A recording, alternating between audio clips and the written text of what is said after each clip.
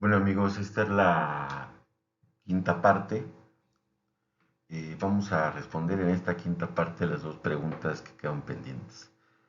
¿Cuál es mejor forma de gobierno? ¿Cuál es la ideología mejor? La que se califica como en dos grandes bloques, la izquierda, ¿no? Ligada al socialismo y al comunismo, o la versión calificada como de derecha, ligada al liberalismo y neoliberalismo. Bueno, vamos a dar esta explicación en esta quinta parte. Miren, generalmente cuando los medios son usados, incluyendo la propaganda, campañas negras, sucias, todo, son usados por uno u otro bando en competencia por el poder político. Hay dos niveles. Un primer nivel es el interno, el cómo se va a encargar ese nuevo grupo político que llega al poder, esa nueva élite que se va a conformar o esa nueva oligarquía literalmente en el poder y cómo ésta va a interactuar con el exterior en términos de geopolítica que lo veíamos en la primera exposición. Y esto es muy importante porque generalmente nos olvidamos, creemos que uno u otro modelo que se escoja ya va a determinar en automático. Por ejemplo, hoy está muy en boga el caso, lo voy a poner de ejemplo, Argentina-México, ¿no?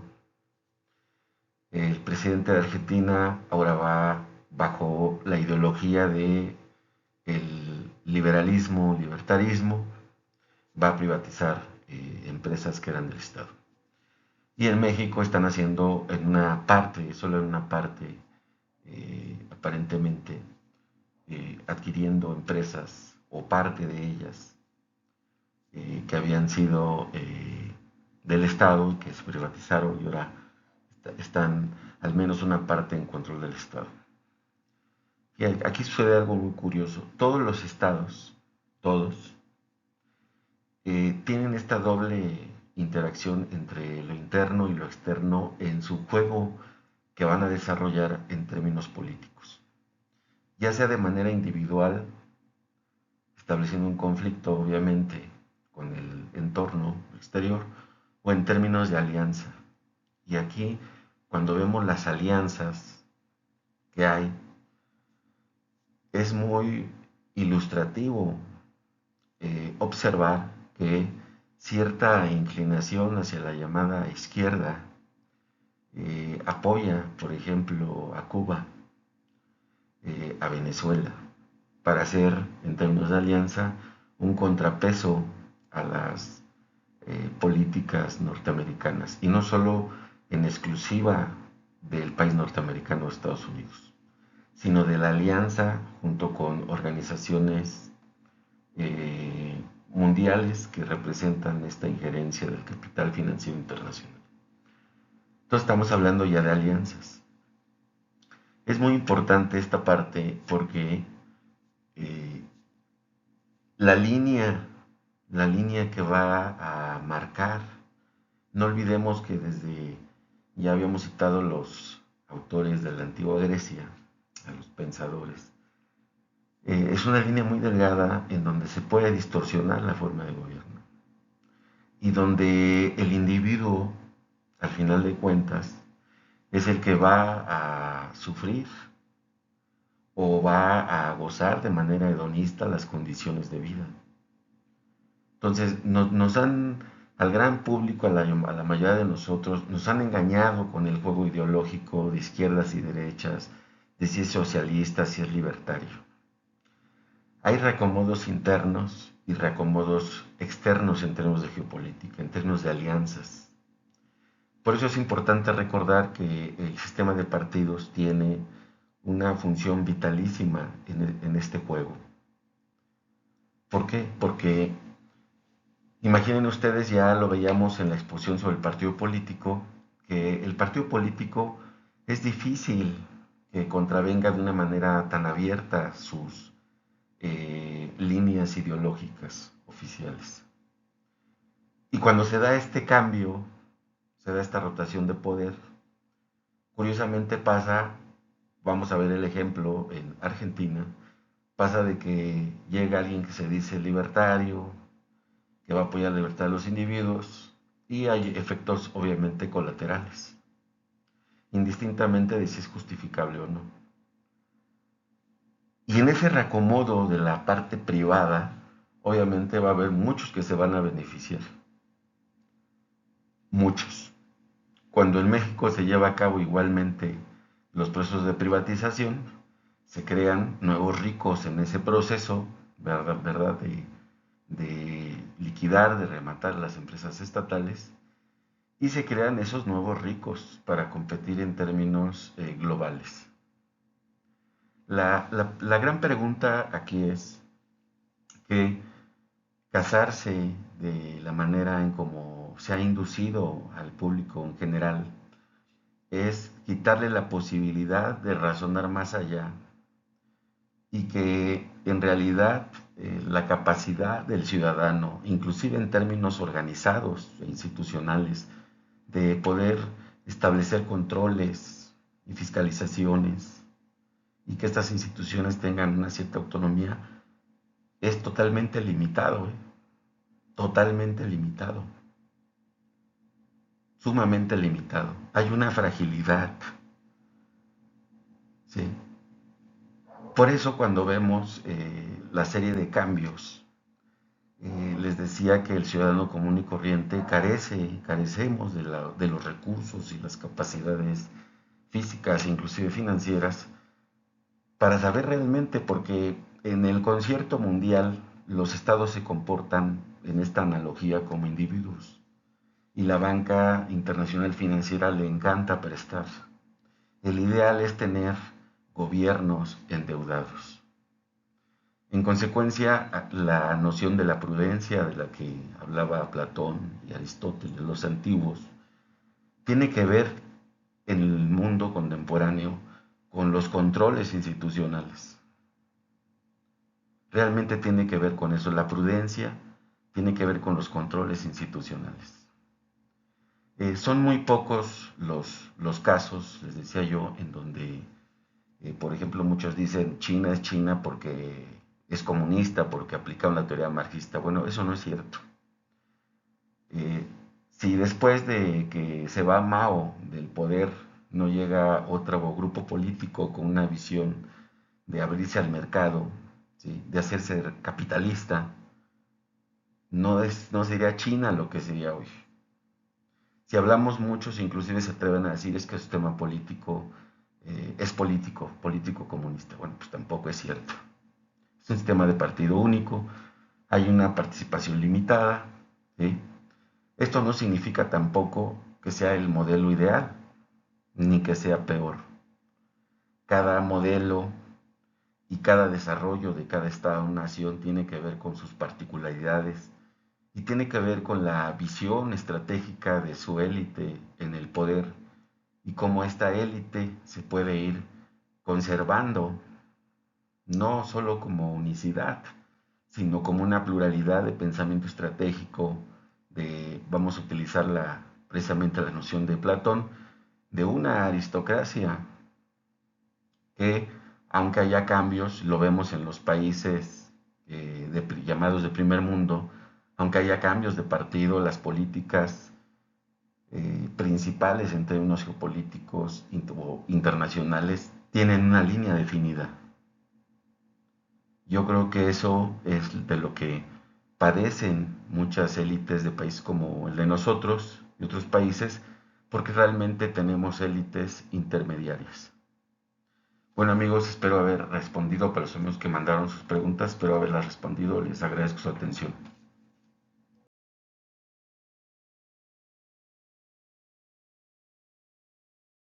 Bueno amigos, esta es la cuarta parte de esta exposición y vamos ahora a ver la forma contemporánea. Dicho sea de paso, las formas básicas en realidad no han cambiado mucho en términos de esencia y en términos de su estructuración institucional. Vamos a ver ahorita como les indicó la clasificación contemporánea sobre las formas de gobierno.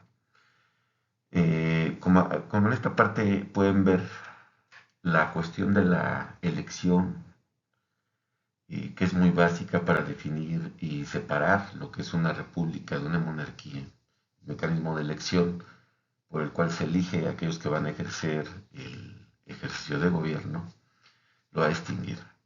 La forma en que el grado de libertad, pluralidad, participación política y rotación de poder a través del sistema de partidos va a definir una serie de combinaciones, como ahorita las vamos a ver.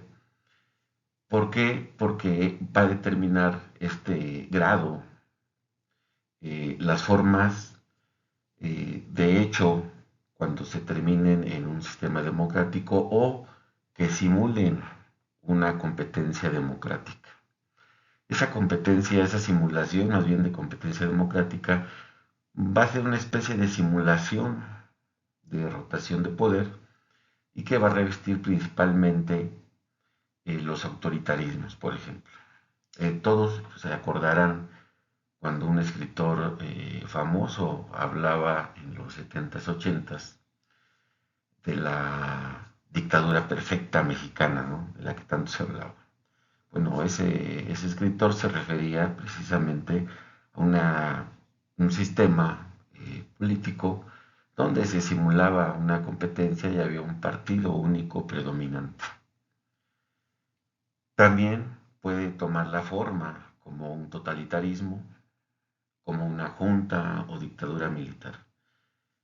También reviste formas principalmente actuales, en donde han tomado el poder no por medio de una revolución, sino por el mismo mecanismo democrático, y se ha dado un fenómeno curioso en donde no se configura propiamente hablando una junta militar, sino es un gobierno mixto en donde se conjuga un poder civil, principalmente en el poder ejecutivo y en parte del legislativo, queda sujetado el poder judicial, y es una forma mixta porque tiene principalmente un solo partido único, se asemeja mucho a una dictadura, está en una parte transitoria, pero es una mezcla entre una conjugación entre el poder político que se respalda a sí mismo su seguridad por el desempeño en muchos espacios del ejercicio de gobierno y la vida pública por las Fuerzas Armadas. Ahora bien, la forma en que se va a conjugar esto y que tiene que ver con la historia de cada Estado-nación, hablando de la parte de las monarquías, ¿no? Ya veíamos donde el monarca pues, desempeñaba un poder absoluto en el desarrollo de la historia y el aumento de la presión de la participación del pueblo va a producir determinadas formas conocidas como, por ejemplo, la monarquía parlamentaria, en donde el rey pasa a tener un papel secundario, en algunas ocasiones con ciertas responsabilidades establecidas en la Constitución, pero donde existe un primer ministro, que es el jefe del gobierno, ¿sí? Asimismo también hay la monarquía constitucional, donde el jefe del Estado y el jefe de gobierno tienen la facultad que se divide frente al Parlamento o el Congreso. Por otra parte, principalmente en países sin esta tradición monárquica, encontramos principalmente el sistema presidencialista, ¿no? La forma de gobierno presidencialista, donde el jefe de Estado y jefe de gobierno se concentra en una sola persona y es elegido paralelamente al mismo tiempo que se elige el Congreso o la integración del Congreso. También existe el sistema presidencialista que trata de equilibrar el gran peso en términos de poder y de ejercicio del mismo en comparación con el sistema presidencialista. En este sistema, el sistema presidencialista, se dio el equilibrio entre la elección de un presidente y también la elección de un primer ministro, que será el jefe de gobierno, o el que se encarga directamente del gobierno. Aquí no hay un monarca propiamente hablando, pero los dos quedan de alguna manera sujetados a la confianza del Parlamento, del Congreso. Entonces es la representación de cómo se va equilibrando, reflejado en su aspecto legal o constitucional, este juego y equilibrios de poder respecto a cada forma que se vaya correspondiendo. Por ejemplo, las repúblicas parlamentarias, ¿no? La república parlamentaria es otro modelo en donde, que de hecho es muy parecido al semipresidencialismo, pero aquí de lo que se trata es de que el Parlamento, el Congreso, decide, hay una combinación entre que el presidente y el primer ministro pueden ser elegidos por diversa vía independiente de la elección de los integrantes del Congreso, pero que a la vez alguno puede o no depender, y en determinado grado, de la prerrogativa del Parlamento. Entonces, estas formas que estamos comentando representan los equilibrios que han buscado diversos estados-nación respecto a cómo equilibrar el ejercicio del poder y que ese grupo político en el poder en determinado momento no pueda llegar en un momento determinado y coyuntural a hacerse del poder total. Es decir, por eso es que, no sé si recuerden el anterior esquema, donde veíamos al Estado, el poder y la libertad, que es un equilibrio frágil. Es un equilibrio frágil que en realidad no depende del modelo formal que se busque, sino depende de una serie de circunstancias complejas de participación política, de educación, de autoconstricción de los mismos grupos políticos al interior de un Estado-nación. Por eso es que esta relación de libertad del ciudadano y en todo su contexto es frágil, realmente es frágil. Y no depende de un modelo. Como les comentaba, cualquier propagandista nos puede venir a decir el modelo liberal es mejor, el modelo libertario es mejor, el modelo estatista, socialista es mejor, la socialdemocracia es mejor. Yo creo que de lo que se trata es que el grupo político en el poder, tiene que estar regulado, tiene que haber equilibrios. Es compleja, el juego de la democracia es complejo, porque imagínense si desde la antigua Grecia ya se veía cómo se puede distorsionar. Entonces, ¿de quién depende que no se distorsione? ¿De quién depende que no se provoque, lejos de dar ya lo veíamos que el objetivo de todo esto es la felicidad, un estándar de vida adecuado, de educación, de salud, que todo Estado debe de perseguir? Pero en toda esta búsqueda de equilibrios nos encontramos con una serie de complejidades que vamos a mencionar en la siguiente exposición. Esta es la cuarta parte, será la quinta parte.